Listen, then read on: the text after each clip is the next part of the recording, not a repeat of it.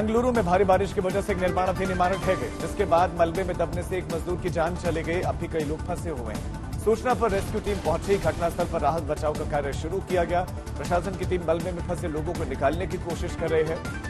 14 लोगों को बताया जा रहा है कि अब तक निकाला जा चुका है। घटना बेंगलुरु के हिन्नूर इलाके में मंगलवार को हुई, जहां पर एक बिल्डिंग पर निर्माण कार्य हो रहा था।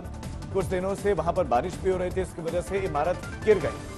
बिल्डिंग के मलबे में कई मजदूर फंस गए। रेस्क्यू टीम ने मलबे से 3 लोगों के शव को बरामद करने की पुष्टि की है। हालांकि मलबे में फंसे अन्य मजदूरों को निकालने का काम जारी है।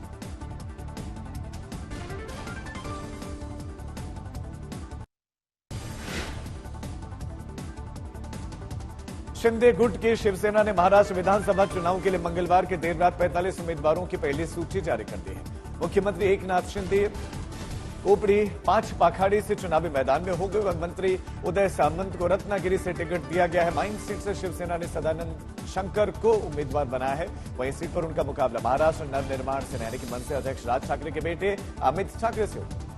महायुति ने अब तक 144 नामों का ऐलान किया और इनमें बीजेपी के 99, शिवसेना शिंदे गुट के 45 नाम शामिल हैं। डिप्टी सीएम देवेंद्र फडणवीस नागपुर दक्षिण पश्चिम सीट से लड़ेंगे।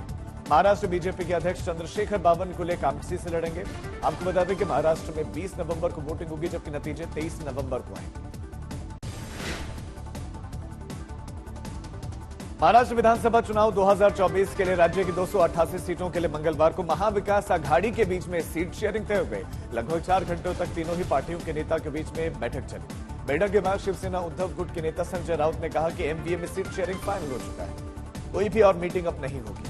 आज सीट शेयरिंग का ऐलान भी हो सकता है। सूत्रों के मुताबिक एमवीए में लोकसभा चुनाव के रिजल्ट के आधार पर विधानसभा चुनाव में सीट शेयरिंग तय की गई है। इसमें कांग्रेस 100 से 105, शिवसेना उद्धव गुट 96 से 100 और एनसीपी 80 से 85 सीटों पर चुनाव लड़ेगी। अन्य दलों को 3 से 6 सीट मिल सकती है। महाराष्ट्र में 20 नवंबर को सिंगल फेज में ही वोटिंग होगी और 23 को नतीजे। राज्य की विधानसभा का कार्यकाल 26 नवंबर को खत्म होगा। इस बीच महाराष्ट्र नवनिर्माण सेना यानी कि राज ठाकरे की पार्टी ने भी 45 उम्मीदवारों की सूची जारी कर दी है और इस बार राज ठाकरे के बेटे अमित ठाकरे भी मैदान में है। अमित ठाकरे माहिम से चुनाव लड़ेंगे।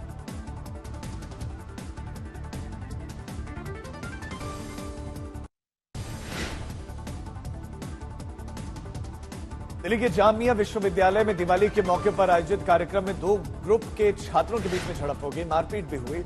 झड़प कैंपस के ही गेट नंबर 4 के पास में हुई, जिसमें उत्सव के दौरान अफरा तफरी मच गई। एबीवीपी का आरोप है कि समुदाय विशेष के छात्रों ने न सिर्फ रंगोली को पैर से रौंदा, बल्कि हिंदू कार्यक्रम में पहुंचकर शांति भंग करने के लिए उन्होंने वहां फिलिस्तीन जिंदाबाद और धार्मिक नारे भी लगाए। दक्षिण पूर्वी दिल्ली पुलिस के मुताबिक मामले में किसी भी पक्ष की तरफ से अब तक कोई शिकायत नहीं मिली है। शिकायत मिलने पर मामले में उचित कार्रवाई की जाएगी। विश्वविद्यालय परिसर के भीतर का मामला है, जिसे जल्द ही शांत करवा दिया गया था।